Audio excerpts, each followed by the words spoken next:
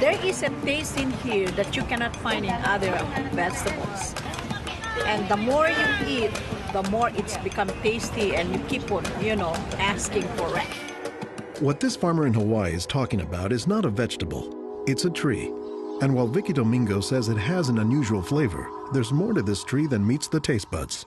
You keep on eating and eating and you can feel your body is more energetic, more healthy, and you can see the difference. You're not dropping, you keep on, just so active. You have to remove one by one like this. Domingo says she has grown this tree on her farm for more than 25 years. She harvests moringa twice a week all year round.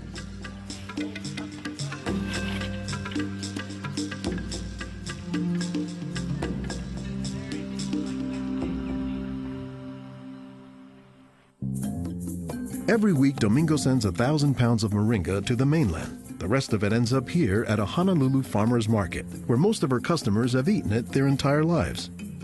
Well, in the Philippines, it's a third country. In other words, not a rich country. We cannot afford to go to the doctor for medicinal purposes. So we use this in our daily lives so we can have more energy, more vitamins to supplement our daily nutrition in our body. The tree is called moringa, or as the Filipinos call it, marunggay. An awful lot of cultures have one or more plants that are kind of markers that people think of themselves when they think of that plant. Dr. Will McClatchy is an ethnobotanist at the University of Hawaii. He studies the ways that humans interact with plants. If you drive around Honolulu here, you'll see a lot of houses have at least one marunggay in the yard, maybe a little forest of them, and that's a pretty good indicator that there's a Filipino family there. Jokingly, we say it our Filipino banner, which is our Filipino flag. Once you see this, that means all Filipino stays there. Domingo says there are many nutritional and medicinal uses for moringa. All parts of the tree are usable, from the roots to the stem, to the leaves, to the flowers, and to the pod. The roots, you can use that as a tea. And then the trunk, you can scrape it, squeeze it, get the juice, put in your cut skin, and your skin will heal. Some of this may be folktale, but some cultures have used moringa as a medicinal plant for thousands of years. McClatchy says moringa is worthy of its reputation as a tree with unusual nutritional properties. Thank you. Moringa is one of these trees that is a multi-purpose plant that fulfills such a high percentage of kind of basic needs that when people get used to using it, they really can't see what it's like to live without it. And many cultures don't. Today, moringa is used as a remedy and, in essence, a multivitamin in many of the world's warmest regions. Moringa is used widely in Africa and South Asia, and it's been introduced into South America and Central America, where it's also being used. So, this is not just a plant of a single community. We were just talking this morning with one of the owners of this plantation, and he was telling me how the last time he was here, he had a handful of moringa leaves and that he worked all morning on it and felt great. Dr. Mark Olson is a botanist and a leading expert on moringa. He teaches at Instituto de Biología, Universidad Nacional Autónoma de México in Mexico City. Here, he is visiting a new moringa farm about 2 hours outside the city limits. So they've just planted these here, and soon they'll be nice and big. Olson says that while moringa can grow in places like Mexico or Hawaii, the tree is native to arid subtropical regions, places like Africa and southern India, hot places where moringa has proven its persistence. And this is a plant that really does do extraordinarily well in some of the most difficult areas, in areas that are very hot, areas that are very dry, areas where other things are very difficult to cultivate. Look at the little tuber there. This is one of the reasons it survives so well in dry areas. Also, they're storing lots of water in the wood. So that's one of the reasons this is such a remarkable tree. They don't have particularly deep roots. That's sort of a myth about moringas, that they survive because they have deep roots. No, they're storing water in their roots and their trunk. But moringa, says Olson, does a lot more than just survive, despite the tree's sometimes scraggly appearance.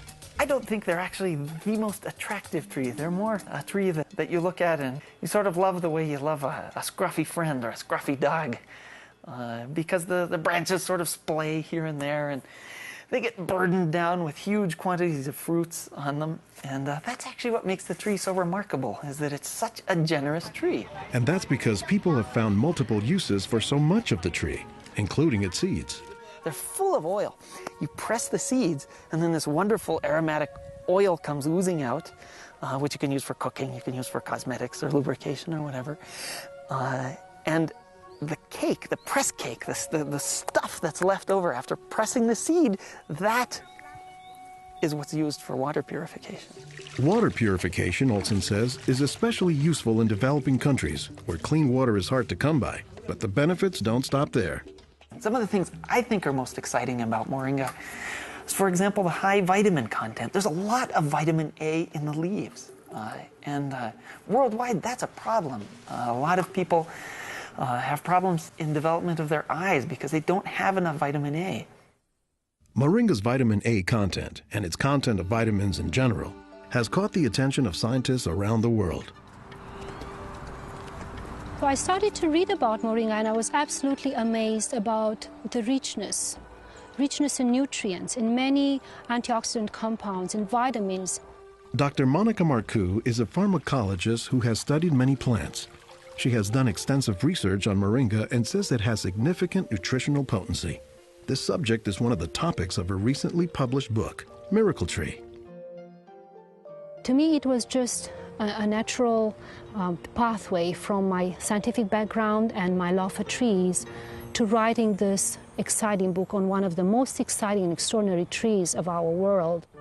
Marcoux spends much of her time looking at trees and plants, both as a pharmacologist and as an artist. While Marcoux, the nature photographer, is grabbing shots of plants, Marcoux, the pharmacologist, says she has a bigger concern. We are having an epidemic of cancer and cardiovascular diseases and many other chronic diseases. It's because we basically do not eat what we are supposed to eat. Most of the plants are famous for a particular type of nutrient, like for instance the orange or the lemon is famous for a high content of vitamin C. The spinach, for instance, on the other hand, is famous for its iron content. Moringa is very unusual because this single plant contains a wide variety of nutrients, but also in quite very high amounts. Marcoux says this concentration of nutrients combined with low calories and low sodium content makes moringa an ideal energy food or supplement that can help offset the typically unhealthy Western diet. Many of the Westerners are also deficient in antioxidant and anti-aging substances that are mostly found in plants. Antioxidants, according to the National Institutes of Health, protect the body's cells and may prevent cancer. And Marcoux says moringa is a treasure trove of antioxidants that happen to work hand in hand. Antioxidant substances and antioxidant vitamins work together in the body. For instance, it's known that selenium works better in the presence of vitamin E. Moringa has high amounts of selenium and has also vitamin E. While many plants contain antioxidants, Dr. McClatchy says that moringa is also high in the nutrients we usually associate with meat. Moringa is well known for being a good source of leafy green vegetable protein. And you don't get a lot of protein out of many vegetable foods other than like beans and things like that. So getting it out of the leaves is really a big deal. And while there are a few other plants like soy that are protein-rich, Olson says moringa is special. I have a lot of food allergies. I'm allergic to wheat, I'm allergic to eggs. Soy tends to be a fairly highly allergenic food. It causes allergies easily in many people. We think that this is because of the form that some of the proteins are in soy. They're apparently in a form that's very simple and fairly easy for the body to assimilate in moringa. According to the United States Department of Agriculture, moringa contains 18 of the 20 amino acids, building blocks of proteins that are found in the human body. And, says Marcoux, moringa is one of the few plants that contains all of the essential amino acids. Moringa contains all the 9 essential amino acids that actually we cannot produce. Their presence, but also their ratio, is very beneficial, and it is estimated that this ratio is very good for absorption and for being bioavailable to our bodies. Further research is needed to establish the bioavailability of all of moringa's nutrients. But in some places, scientific studies may be too long a pursuit and take a back seat to a harsh reality. In most of sub-Saharan Africa, any baby has a 20% chance of dying before he reaches the age of 5. In some countries, up to 40%. And even those who survive past the age of 5, up to half or more will suffer from malnourished physical and mental development. C'est des lésions de malnutrition. These are lesions caused by malnutrition around the neck and around the waist. They are dry now, but will become permanent scars. As the former regional representative for Church World Service in Senegal for 16 years, it was Lowell Fugley's mission to help local clinics develop ways to save children at risk to malnutrition. Having been born myself into a middle-class American family, I thought it was just by chance that I was born in these conditions and not in the condition of a poor African family in the bush of Africa and living a malnourished life. And so I have a certain obligation to share what I received. In his quest to combat malnutrition, Fugley came across moringa in the late 1990s. It contains more vitamins and minerals in various combinations than you find in any other possible vegetable. And I thought to myself, if this source of nutrition could be made available at the village level, then this could be a very effective tool in preventing malnutrition. What Fugley says he didn't know at the time was that the Senegalese people were already familiar with moringa. It was only through a Peace Corps volunteer working in forestry who told me that, oh, moringa is already growing in Senegal. Not only was it growing, the people had been using it for generations, only they didn't refer to it as moringa. They called it nebedai, which Fugley suspects comes from the English words never die, after the tree's resilience. I ask any Senegalese, do you know the nebedai tree? Oh, yes, my mother makes a sauce from the leaves of this tree. We call it mboum. Every Senegalese knew this tree. The problem, says Fugley, was that it was prepared and used in ways that diminish moringa's nutritive contents. They boil the leaves too long, they throw out the water that is boiled in and where many of the vitamins are located, and so they lose a lot of the benefits that the leaves could provide. So Fugley went to work, both planting moringa trees and, more importantly, educating healthcare workers on how moringa can help stave off malnutrition. Regarde, tonton. Regarde celui-là. Regarde, tonton. Tu as vu? Non, non, celui-là même. Pour le moringa. I was trained in 1998, and right away we saw the virtues of using moringa because of its very high nutritional value. So we began using it right away on an experimental basis. Après la formation, con le moringa. Healthcare workers learned to grow their own moringa trees, dry the leaves, and pound them into powder, maintaining all the nutrients. Nursing mothers were taught to add a spoonful of moringa to their food morning, day, and night to increase their milk production. They were also told to add moringa to all of their family's meals. When we introduced this tree in Senegal, or uses of the tree and different ways of using it, the reactions of the people there was that, well, this is our tree. You know, you're just adding on what we know already. As people changed their habits, Fugley says the results were clear, especially among children. They'll look happier, they'll have more energy, they'll smile. When they came to the clinic, limp, eyes drooping, no energy, and within 3 weeks, you see them bigger, healthier, and smiling. La récupération avec le moringa a été beaucoup plus rapide. We observed that it was much, much more effective than the classic system we had been using, which was based on imported and costly products, such as milk powder, sugar, and vegetable oil. With moringa, people can go into town and find it themselves. Et on l'a, même des fois sans un sou. Moringa is still being used, it's still being promoted, it's still being very valued, even without our input from the outside. Moringa, it doesn't die, it can continue on its own.